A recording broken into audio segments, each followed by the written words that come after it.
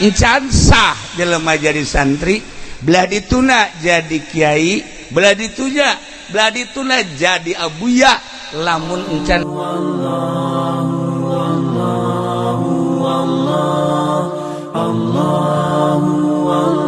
Assalamualaikum warahmatullahi wabarakatuh.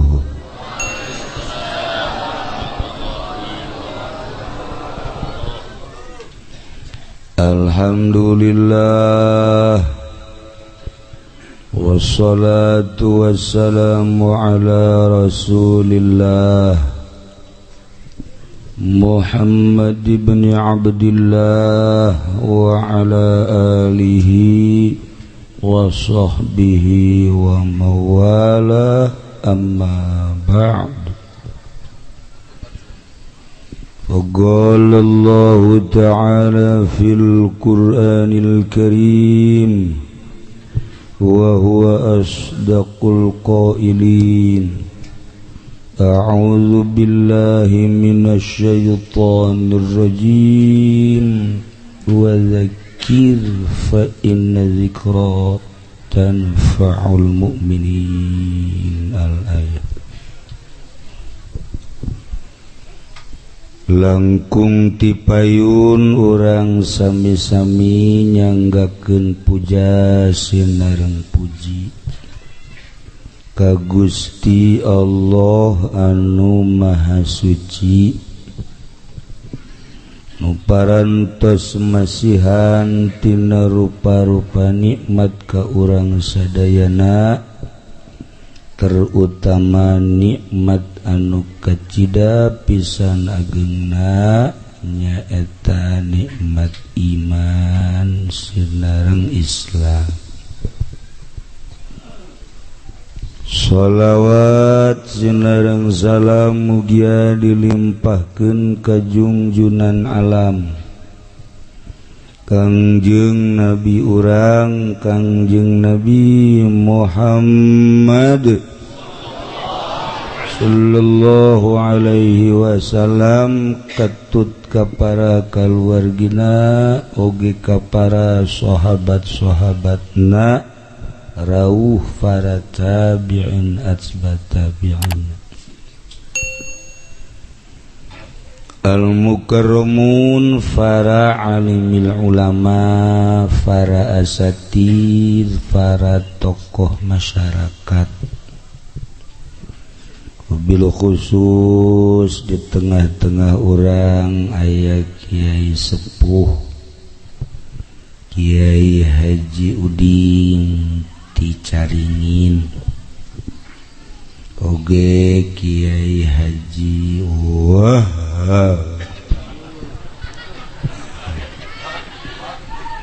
Sepuh Kiai Haji Abdul Hamid, Kiai Haji Amir Umar Bakri,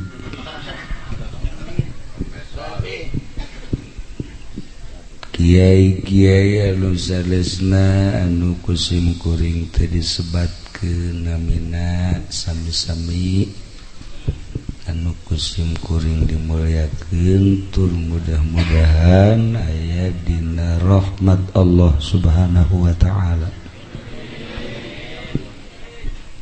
Oge ka Kiai Haji Nurjaya sebagai Kiai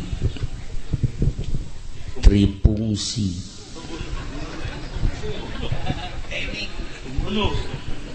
trifungsi teh artinya mempunyai 3 fungsi. Hiji Kiai pesantren, kedua Kiai di kalangan hewan,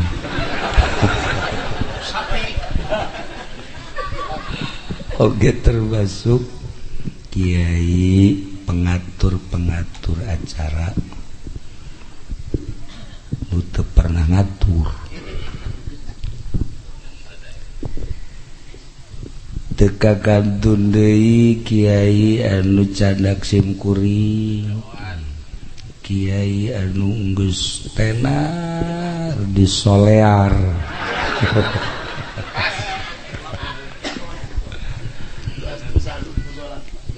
lain eta kiai pepen mudah-mudahan ulah aya buntutan amin bilu khusus pisan keluarga duka keluarga almarhum almaghfurlah guru simkuring sekaligus rerencangan simkuring yane Kiai Haji Didi galayan inayah ti Gusti Allah alhamdulillah wengi ieu urang kempel di dieu khususna simkuring umumna urang sadayana dina raraga tahlil tahmid ngabesu ka almarhum nu geus aya di alam barzakh kusim kuring ditaros umurna sabaraha almarhum teh ternyata anom keneh kakarat 60 genep lamun nyaho kitu mah ojol jeung ieu ya maksudna aika Abah Haji Didi mah aya manfaatna hook biasa dari sieu bae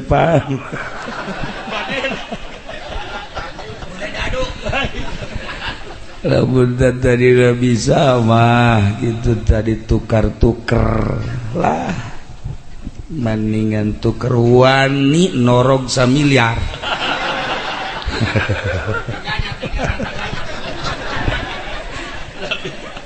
samiliar wani kula norog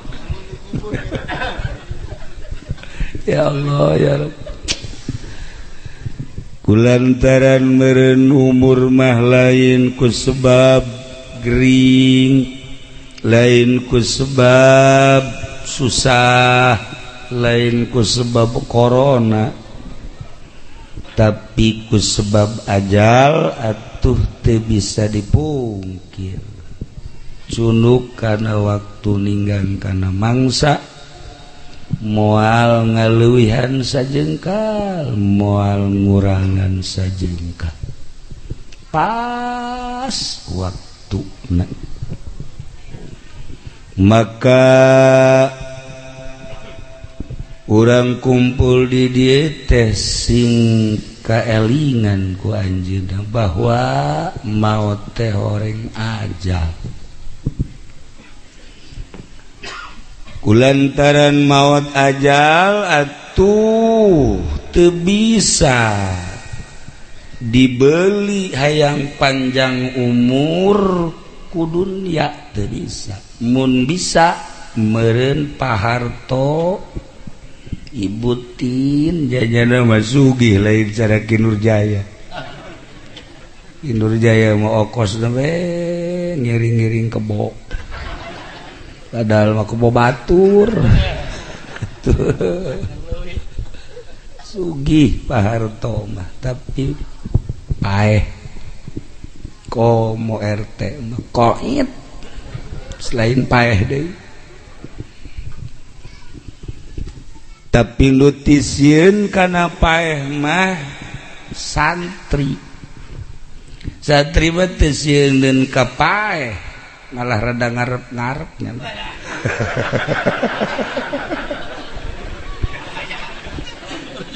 rada ngarep-ngarep paeh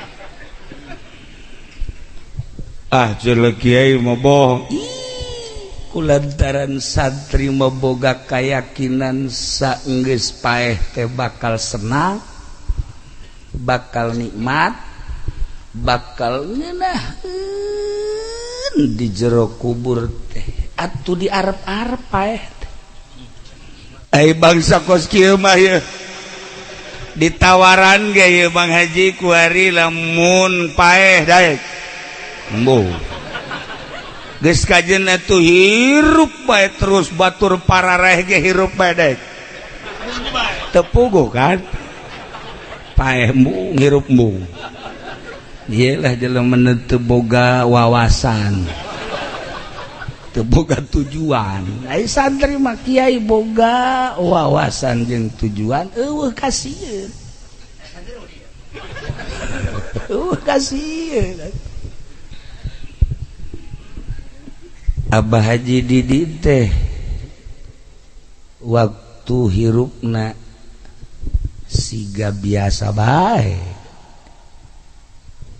Hartina berani ka maot teu berani henteu kos urang beki tapi barangnya geus maot mah nyana bebe Ki Nurjaya horeng ngeunaheun pae hayu sia gara ka dia tuh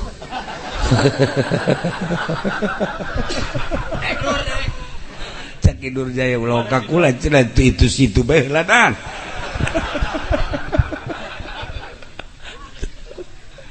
ngeunaheun geus maot eta komo para mursalin, para anbiya, para syuhada, para sholihin, para aulia Allah dina Al-Qur'an ge geus dijelaskeun teu maot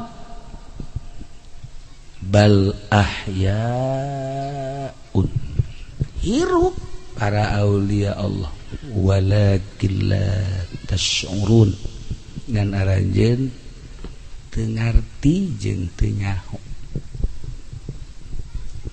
kainahoanana ngeunaheun di alam kubur teh ku para wali deui ja para wali malamun tahlil teh nu dihadiahanana hadir mun zarah ka kubur asal dihadiahan hadir biasa ngobrol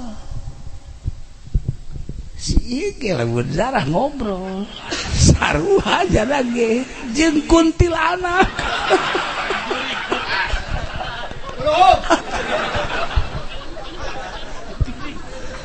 wali atuh ngahiji nyambung jeung wali deui sholihin ngahiji jeung nyambung jeung para sholihin deui atuh kunti anak ge jeung kunti anak deui nyambung ngahiji entak lamun nya nazarah kula mah tilak milu embung aing mah nu hadiahna sa nyana teu hayang aing ya Allah ya Rabb jadi yakin atuh horeng hirup di dunia teh sakeudeuh hirup di dunia teh lah ngan sakiceuk sakumaha nu geus dijelaskeun bahwa negeri teh aya dua hiji negeri dunia dua negeri akhirat negeri dunia fana rusak semu jeung lalagaan heureuynya negeri anu hiji deui negeri anu bako ya ni negeri nu kekal tetep jeung abadi dibandingkeun dunia jeung akhirat atuh dunia mah eueuh sabakatul hiber-hiber acan ja Al-Qur'an geus ngajelaskeun walal akhiratu khairul laka minal ula yakin akhirat eta leuwih bagus tibatan dunia geus atuh urang kuari kudu sibuk jang mengejar alam nu bako anu kekal kesibukan urang sapopoe teh kuari ieu tanya ka diri urang lobaan sibuk urusan dunia apakah lobaan sibuk urusan akhirat teu kudu kukula dijelaskeun urang bae masing-masing urang bae masing-masing awak ai sia sih sebenarnya lobaan sibuk urusan dunia apa lobaan sibuk urusan akhirat urang tananya ka diri urang mantap dunia lupang indah-indah na hirup lupang indah-indah nama santri sebab santri mah bisa nyeungseureikeun awak sorangan bisa nyencerikan awak sorangan nu mantak loba guyon ge santri mah loba guyon lantaran santri mah bisa nyencerikan awak sorangan bisa nyeungseureikeun awak sorangan jeung bisa seserian sorangan eta santri eta indahna jadi santri nikmatna jadi santri demantak encan sah jelema jadi santri belah dituna jadi kiai belah dituna jadi abuya lamun encan bisa seserian sorangan lamun geus bisa seserian sorangan eta kakarak santri asli kiai asli entak ulah kaget lamun Haji Pendi seserian nyana sok seserian sorangan sarua cerik sorangan seri sorangan asal kurang obat seserian sorangan ya gitu mantap diajak ka dieu tadi ngadahar obat heula obat penenang mantap cenah ieu kadeleuna kos sehat padahal mah masyaallah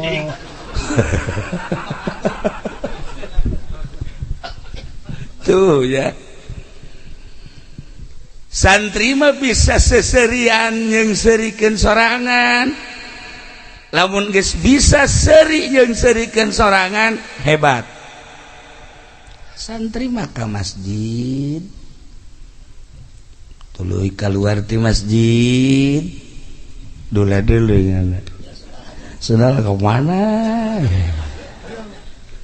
segala aya ge ieu sendal kulit mantap ya Allah mulai kerjana dipake benang salengkah dua lengkah nyana ngahaneng ji tolol aing boloon aing aing sendal aing jepit ku daun balik make sendal kulit ji nyana ge seserian sorangan kan goblok ieu aing terjadilah eta kan santri bener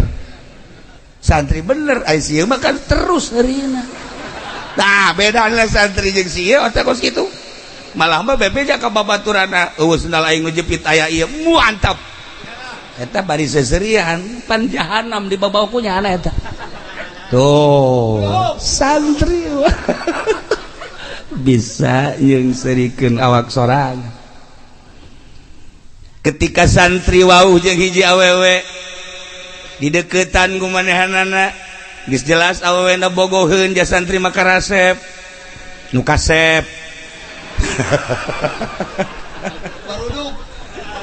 toel kumanehanana wajarlah aya hijab make baju di toel kumanehan terus noel deui kan awewena mulai cek jana ji aing kos nu teu ngaji bae goblok meureun awak aing masyaallah pan aing mah ngaji kieu bae ge atuh kunaon aing noel nyana noel ku aing diteruskeun wa teu beres mah neng hampurannya nengnya lantaran kakak mah kieu ge santri ieu teh pan urang can nikah kos kieu teh haram neng geus hampurannya nengnya neng balik ka ditu aju kakak mah deuk ka pondok deui bae masyaallah cakena ieu awak aing ku tolol-tolol teh seserian sorangan cenah tah eta kan santri bener tah coba sih ayo coba boro-boro nu teu daekeun ka dieu sia ka dieu goblok aing geus beak ka dieu itu melet sia. Jadi pelet ya teu daekeun ya dipaksa. Eta kan ngaranna teu eling.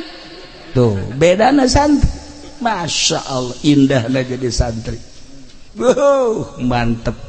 Bisa nyengserikeun sorangan, bisa nyengcerikeun sorangan. Eta gambaran-gambaran anu rendah.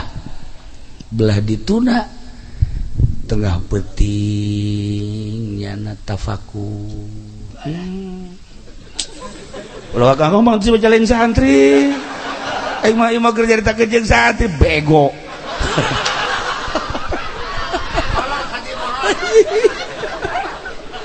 Atuh ima jeung santri ya. Ya Allah, ya ge diajak bae supaya jadi santri. Aduh, merenung tengah peting teh Masya Allah. Santri mah langsung renungan anak kunaon batur geus karawin aing encang. Jasi awak teh jore-jore teuing. Kunaon atuh nanya ka situ teu daekeun situ teu daekeun. Awak sia teh. Tuh kan ceurik nya teh. Tapi kembali deui geus aya di Lauhil Mahfuz. Nah, tuh kan indah bae santri mah. Yo. Moal datang ka teu kawin ka jeung kumaha. Gas aing mah nungguan takdir. Eta indahna jadi santri. Eueuh we sedih eueuh. Tah. Kejadian maut sigana sarar di teh. Padahal ketika ingat wa bil qadari khairihi wa syarrihi minallahi ta'ala. Sedih geus aya aturan Allah. Tah nikmat dada jadi santri teh kos kitu. Coba lamun teh jadi santri. Ka imah aya nu menta cai teu bisa ditanya, diajak ku dulur-dulurna. Kunaon ieu? 20 poe ka tukang ieu pamajikanana maot. Ayo kuari can bisa ditanya. Mas santren teu eta tadi henteu ceuk. Masya Allah, akibat teu mas santren kos kitu. Santri pamajikanna maot, jaha. 1 juta ganti aya. Ya, tenang santri. Eueuh riweuh nya mah. Dek nu jangkung, dek nu pendek, dek nu gede. Pokona dek nu kunyil aya. Batak tenang, kadelila siga nu sedih teu aya santri. Sebabna kembali ka Sang Khaliq. Masya Allah. Boro-boro sagede santri, sagede ustad, sagede kiai, jelema nu sok biasa ngaji bae ge asal ngaji bae. Kadeleuna siga nu sedih. Teu aya kadituna asal geus beres. Kembali ke Allah. Nikmat ngeuna tilok merontak ngahayang-hayang di luar aturan Allah. Tarai sakumaha Kangjeng Nabi Sulaiman alaihi salam, hiji rasul, hiji nabi anu moal aya tandingna datang ka kiamat. Gagah aya di Kangjeng Nabi Sulaiman. Sugih aya di Kangjeng Nabi Sulaiman. Pinter da puguh nabi saha tandingna moal aya. Bisa ngobrol teh lain jeung manusia bae, jeung hewan bisa ngobrol, jeung tatangkalan bisa ngobrol, jeung angin bisa ngobrol, jeung setan bisa ngobrol. Ieu kehebatan Nabi Allah Sulaiman alaihi salam. Begitu datang waktu lebaran, Kangjeng Nabi Sulaiman ngobrol jeung beo. Begitu ngobrol cak manuk beo teh dunungan, ieu teh pan lebaran. Aya naon emang? Kula rindu jasa ka dulur-dulur kula nu di jauh. Minta izin be hayang mudik. Mudik gak boleh, pulang kampung.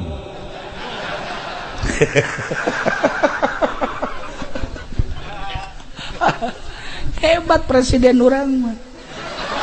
Atuh mudik teu meunang pulang kampung boleh. Seperti eta lah. Udah sok seuris ya atuh. Tah. Oh, cek Kanjeng Nabi Sulaiman sabaraha poe eta ka ditu ka lembur. Sabulan abdi di perjalanan, jadi lamun bolak-balik 2 bulan. Oh, cek Kanjeng Nabi Sulaiman geus atuh kuari mah diberet 3 bulan. Balik sabulan, jang kadi sabulan, jang di imah sabulan. Alhamdulillah, cak beo. Nuhun dudungan, abdi pamit. Balik. Hiji manuk anu istimewa beo teh. Gede teh sabaraha tapi mahal hargana. Ieu beo. Mentak di Turki mah, di Turki jadi kaheureyan manuk beo teh ku hiji wali. Hiji mangsa seorang wali mawa manuk beo ka pasar. Dijual lantaran bisa jasa. Ngomong nata manuk beo teh datang ka dijual 1000 dinar uang emas. Masya Allah. Bayar. Isukna nyana mawa kalkum, mawa kotok kalkum ka pasar hayang lakuna 1000 dinar di sarua bae. Nu kamari meuli beo teh ka dieu tah beuli man eta naon kalkum. Atuh kalkum mah teu hayang aing kudu 1000 pan leuwih gede ti beo. Leuwih gede, leuwih bagus kalkum mah sorana ge atuh pan hebat. Masa sih murah? Wabeh loba embung ka kalkum mah hayang ge beo horenganan loba kabisa beo di Nurjaya ge sakieu ge lain beo bebeoan doang lumayan kan nyana ai maling buntut-buntut bae mah bisa tuh kan tuh ari sieu mah kalkum atuh deuk sanu meuli coba ayo atuh kalkum boro-boro dijual dibikin ge ka urang Cisokat cak urang Cisokat teu hanai aing mah teu hayang bong aing kalkung kos kitu ieu di jerona aya makna tersendiri. Manuk aya nu leutik mahal, beo mahal, tapi aya nu gede manuk-manuk jeung hayam-hayam nu teu bermakna mah murah. Eta keur carita ukuran dunia, cerita ukuran akhirat ge sarua bae. Gitulah teangan makna-makna supaya diri urang teh mahal. Tarolah urusan dunia mah gampang, mahal teh menurut Allah, mahal teh menurut Nabi Allah, mahal teh menurut kekasih-kekasih Allah. Eta tak ngamahalkeun makna moal bisa di sakola tambah dunia kabeh ge ngamahalkeun makna sugan kuari aya di pendidikan perwira datang ka jadi jenderal ya, brigadir jenderal, letnan jenderal, mayor jenderal, makna dunia tama kabeh makna nu di jero nama moal bisa diraih kecuali ibtidakna di pondok pesantren. Kadeleuna hina, kadeleuna di bawah sederhana mun dipandang ku mata nu ieu. Tapi lamun dipandang ku mata nu ieu, masya Allah, eta santri-santri teh ternyata pengisi-pengisi surga. Sieu mah kalkum sieu mah ya aduh hayang ka sorga teh kalku mah hese kajen kukuah ya Allah kecaritakeun manuk beo teh mudik datang ka imah teh atuh dibagiakeun ka lemburna ku dulur-dulurna jeung rekan-rekan berikut tetangga-tetanggana terasa sakedeung sabulan teh lantaran loba kanikmatan jeung kaindahan hirup urang teh kitu lamun urang nikmat contohna urang jadi panganten sapeting asa samenit tapi lamun urang nyeri huntu sapeting sakumaha 10 tahun nyeri huntu mangalayan eueuh pan delok aya nu ngalayan ka mana nyeri huntu tah ieu ya gering pangjore-jorena nyeri huntu tah eta sabulan sakedeung lantaran kanikmatan kapanggih jeung dulur kapanggih jeung rekan kapanggih jeung tatangga senda gurau nikmat sabulan teh teu karasa geus datang deui ka waktu balik cak beo sakedeung amat ieu nyana hayang mawa oleh-oleh jang raja naon nu paling dipake karesep sedengkeun di kerajaan mah nu ngaran dahareun inumeun pake geus teh kudu dicaritakeun naon isi oleh-oleh aya tah nu boga beo ieu aya hiji cai ngaranna cai kahuripan lamun diinum ku saha bae ieu bakalna moal paeh-paeh tah cak beo ieu mantep ya jang oleh-oleh raja mah ieu hei geus langsung diasupkeun kana botol litik haju ditalikeun kana jangjangna beo pamit selamat tinggal saudara rekan ahli-ahli kula endek berangkat di ka istana untuk melaksanakan tugas sebagai satpam beo teh berangkat Kangjeng Nabi Sulaiman geus kieu bae beo can datang ya geus datang ka waktu datang lamun eueuh poe ieu waing disusul melalui angin sia jeung melalui setan-setan berangkat Kangjeng Nabi Sulaiman ya setan ya jin ya angin teu kebal datang beo assalamualaikum waalaikumsalam woi maneh beo muhun tuan raja ditanya kumaha kaayaan diri itu cerita beo bahagia luar biasa terakhir cek beo kula teu boga oleh-oleh nanaon jasa segala aya di dieu mah ngan ieu be boga oleh-oleh teh cai kahuripan cek Kanjeng Nabi Sulaiman ieu fungsina lamun diinum ku tuan raja teh ieu moal paeh-paeh panjang umur datang ke hampir kiamat. Nah, mantep cek Kanjeng Nabi Sulaiman. Gas, terima. Tapi Kanjeng Nabi Sulaiman kan ngayakeun musyawarah. Di Indonesia kan aya permusyawaratan. Bacakan musya, Pancasila. Rakyat. Gegeraan atuh rakyat. Sia geus kolot kudu nyaho. Rakyat ya. Bodoh di bawah bae.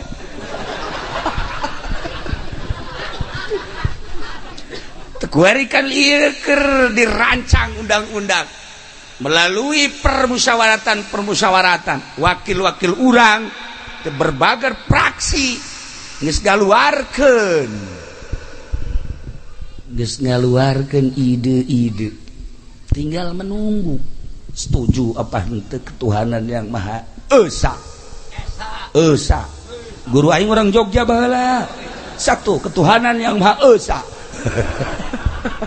orang Jogja betul bisa esa ya tah ya ieu dek diganti rancangan undang-undang teh mangga bae dek diganti ge tetep bae negara sangkilang rancangan undang-undang diganti urang mah kitabna tetep Al-Qur'anul Karim rukun wuduna tetep bermazhab Imam Syafi'i rukun salatna terus puasana dan lain sebagainya apakah riweuh henteu sebab daun santri mah digaji henteu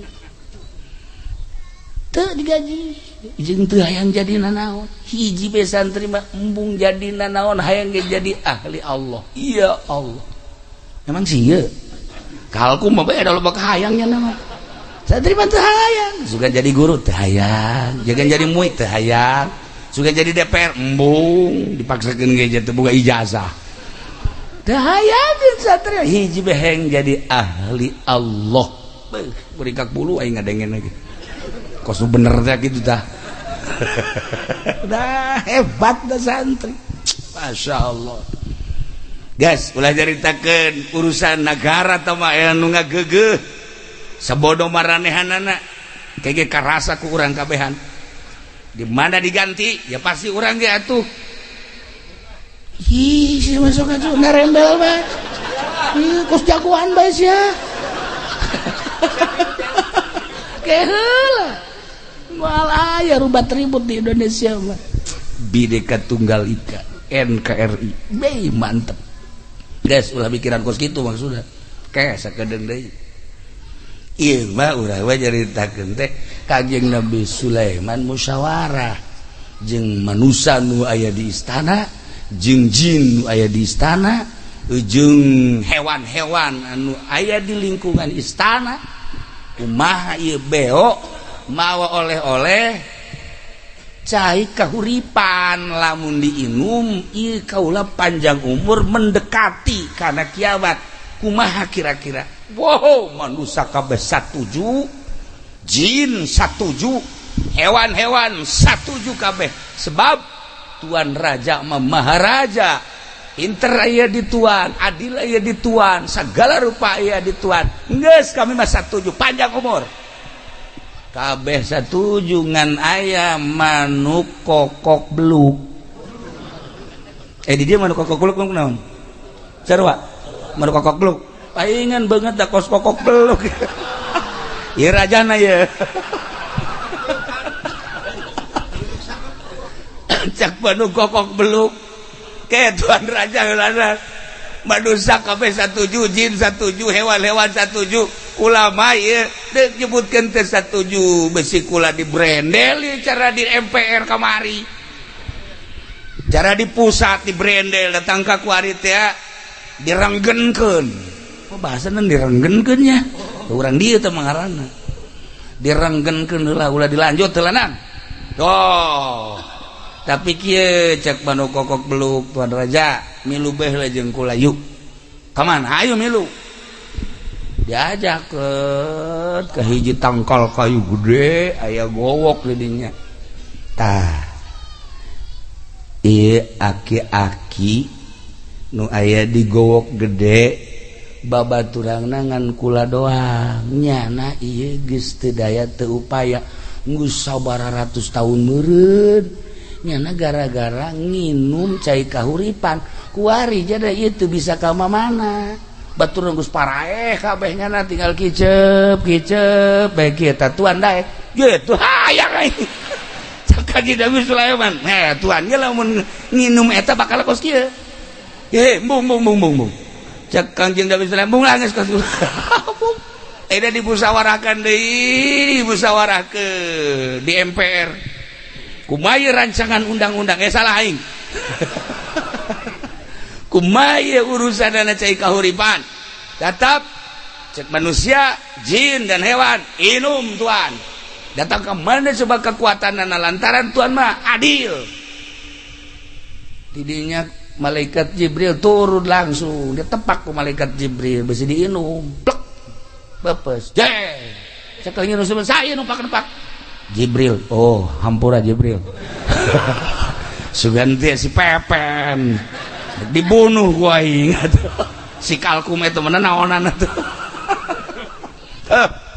akhirnya ulahan ku malaikat Jibril cek Kangjeng Nabi Sulaiman emang ulah panjang umur Masya Allah cek malaikat Jibril bisa bae ajeun tanpa nginum cikahuripan menta ka Gusti Allah ja Allah mah deudeuheun jeung nyaaeun tetapi naon hartina panjang umur ai bakal okos anu digowok mah ijaheun ya cek Kangjeng Nabi Sulaiman aga satu henteu lah nah ieu Kangjeng Nabi Sulaiman bae ge hendak dipanjangkeun umur melalui permusyawarahan ditepak ku malaikat Jibril ulah ieu ge sarua si ge pan hayang panjang umur urang doakeun yuk mudah-mudahan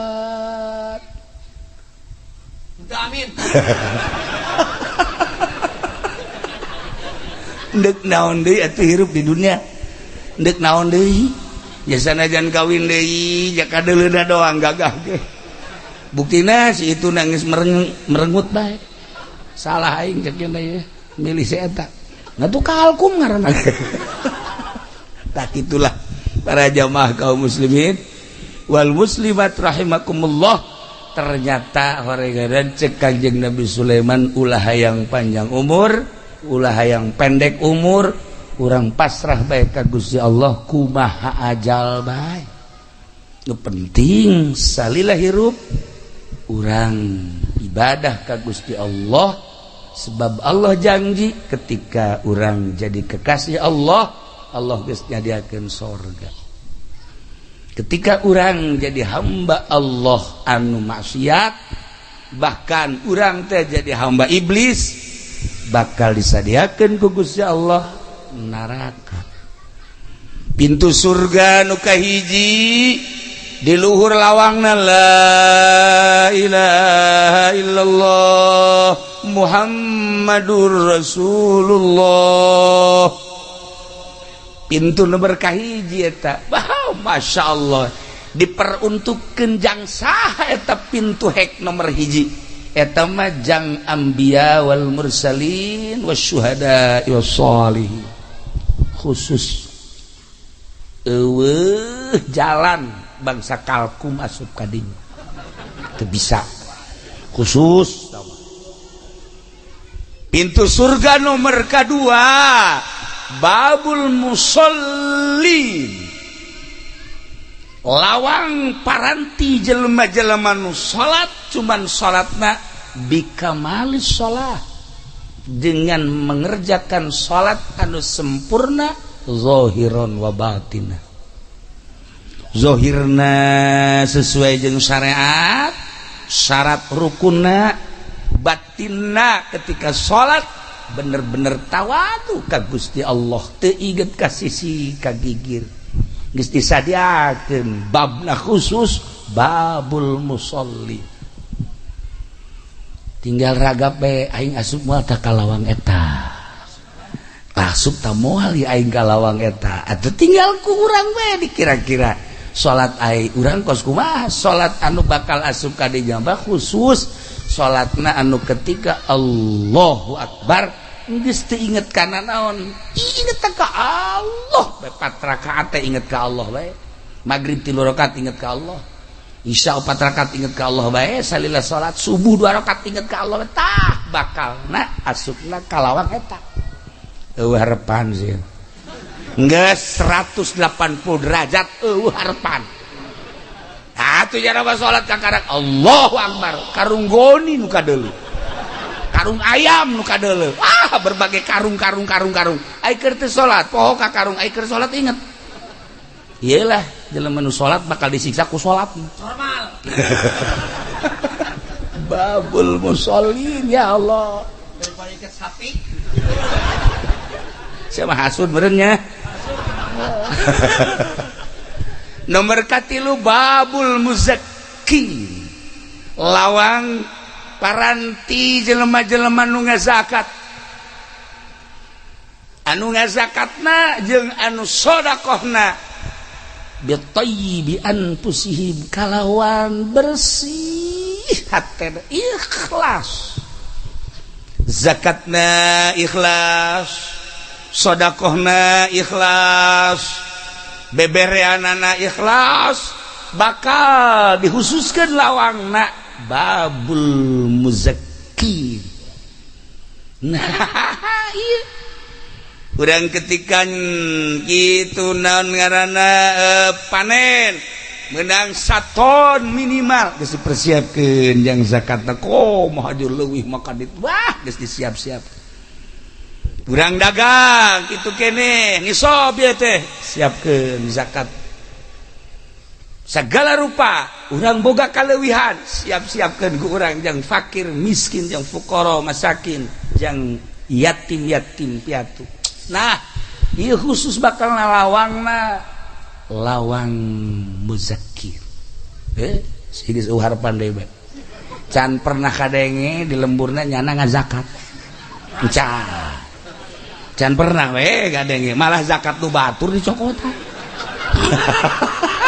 geus uharapan geus uharapan eueuh we geuh Allah gari masyaallah nomor katilu le surga teh babul amri bil ma'ruf wan nahyi 'anil munkar jang anu al amiruna bil ma'ruf wan nahuna 'anil munkar anu selalu ditahan kana kahadean ngalarang kana kamunkaran pokoknya anu di dunia na amar ma'ruf nahi munkar tanpa pamrih di mana bae iraha bae resikonya disiapkan kumana tembak sekalipun penjara sekalipun dipiceun sekalipun pokoknya aing mah neangan kariduan Gusti melalui amar ma'ruf nahi munkar geus disiapkeun ku Gusti Allah lawangna babul amri bil ma'ruf wan nahyi 'anil munkar eueuh pandai encan boga lawangnya na ieu urang mah kan rada daereus teh aya saeutik-saeutik bae mah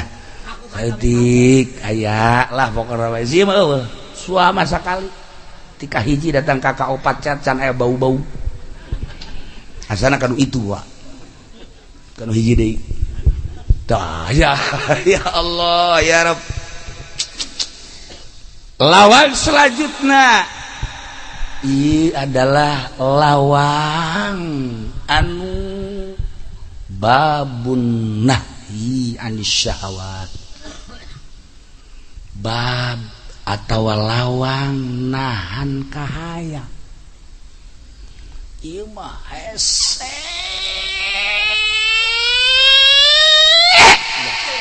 wah hese jasa nahan kahayang masya Allah karim